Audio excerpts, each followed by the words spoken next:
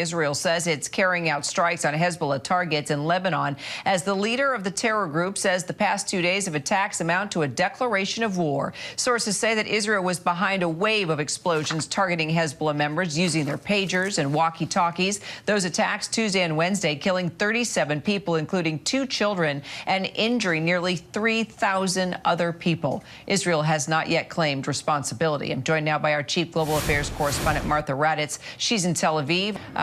Martha, the reaction there in Israel to Hezbollah and its leader calling those device explosions a declaration of war. Well, I have to say that Israel and Israeli officials seem unfazed and believe that was just an expected response. And instead, Kira, as you were just saying, they were pounding targets in southern Lebanon, of course, for months now, and pretty much since October 7th. There's been tension between Lebanon and Israel, and they've exchanged fire along that border, but it seemed particularly intense today, Kira. Well, the fighting is actually going both ways. Hezbollah also launching multiple rockets into northern Israel. What can you tell us, Martha? Yeah, and again, an exchange of fire has been going on for months, but they did much more of that today. Hezbollah has been crippled in many ways by these attacks on these pagers, these operatives. Having that many Hezbollah operators dismantled in many ways and out of the fight and unable to communicate, really the only way Hezbollah has now to react to Israel or to attack Israel is with missiles and rockets, and they have hundreds of thousands of missiles and rockets that they can rain down on Israel. But right now, that organization has been badly hurt by what sources are telling us Israel is responsible for in those attacks on pagers and walkie-talkies.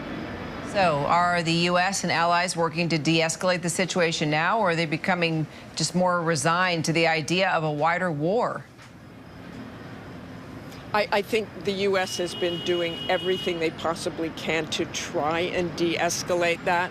Although Secretary of State Tony Blinken left the region today, he actually never came to Israel, and he usually does on his many trips here. I mean, that may be an indication that he just doesn't think it will do much good at this point. But the U.S. has been stressing again and again, trying to de-escalate. Remember, Israel has been at war here in Gaza for almost a year because of those brutal attacks by Hamas militants, Hamas terrorists on Israelis on October 7th. So the Gaza war is raging.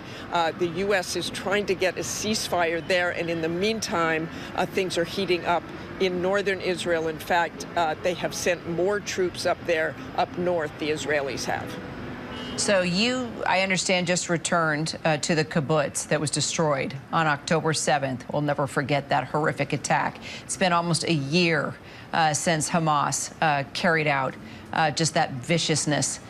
What did you find there? With whom did you speak?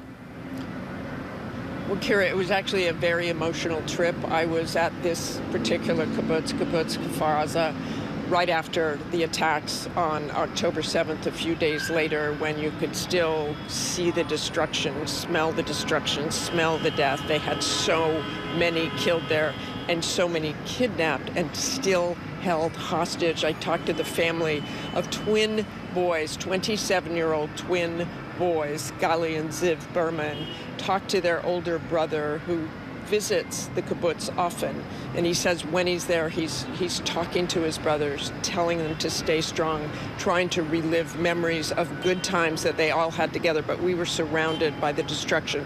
They've obviously just left this kibbutz as it was. It has not really been cleaned up, so it's very powerful to walk through with their older brother and see their shoes on the floor and see bullet holes in the wall and know that, no, they believe those boys are still alive, but no, they are still being held hostage in Gaza while the war rages on. Kira? It's heartbreaking. Look forward to more of your coverage, Martha. Thank you. Great to have you from Tel Aviv. Let's continue the conversation now. Mick Mulroy, former Deputy Assistant Secretary of Defense for the Middle East. Let's talk, Mick, more about these attacks and how they unfolded Tuesday and Wednesday. Hezbollah decides, let's ditch the cell phones. Let's go back to pagers. We're being tracked. We're being listened to. Obviously, the pagers and the walkie-talkies weren't safe either. This was a pretty intricate plan that what is believed to be carried out by Mossad, Israel's spy agency. That's right, Karen. It's likely that they looked at those cell phones as really problematic because they are very easy to track. They receive and emit signals, of course, and they have a built-in GPS tracking system. So it made sense for them to go to pagers, which only receive, they don't transmit. But they didn't expect that they probably had a leak in their plan, and Israel was able to actually create a front company, it looks like now, to build these things, not just intercept pagers they actually during the supply chain. And they inserted them. I think it was probably intended to be used when they actually launched an invasion into Lebanon, if that were to occur. That would certainly cause a lot of issues when it comes to coordination for Hezbollah to try to combat that. But probably something was compromised, and they felt like they had to go ahead and do this now by let these pagers be dismantled and not be able to be used. But it certainly caused major disruption inside Hezbollah and a lot of casualties. And now you have Hezbollah's leader vowing to fight on, acknowledging these attacks were a major blow to the terror group. How do you think what we've been witnessing within these 2 days, how do you think it's going to impact Hezbollah's capabilities now? Well, it's certainly going to reduce their confidence in their leadership, who's obviously responsible with equipping them. Every technological advice that they use now is going to be suspect. And of course, these casualties are significant. So you take thousands of fighters off the front lines, it's a big issue. So whether they can even launch a significant retaliation now is in question. But if the war in the north were to now proceed, if that is what happens, and we should all hope it does not, they are going to be significantly changed by this activity, not just the casualties, but just their confidence in the ability to communicate and to replace the systems they really don't have right now. So what are you watching for in terms of just retaliation? And do you think that a wider war is inevitable at this point? I don't believe it's inevitable because I don't think Hezbollah would like to see it happen. I think all throughout this, we were concerned that these 150,000 so missiles and rockets and drones that Hezbollah had could really overwhelm the Israeli Iron Dome defense system. But the Israelis, if you remember, just a few weeks ago, really preempted and took a lot of strikes, which is believed that they really reduced their capabilities to launch that type of attack. I don't think it certainly is eradicated, and I'm sure they can.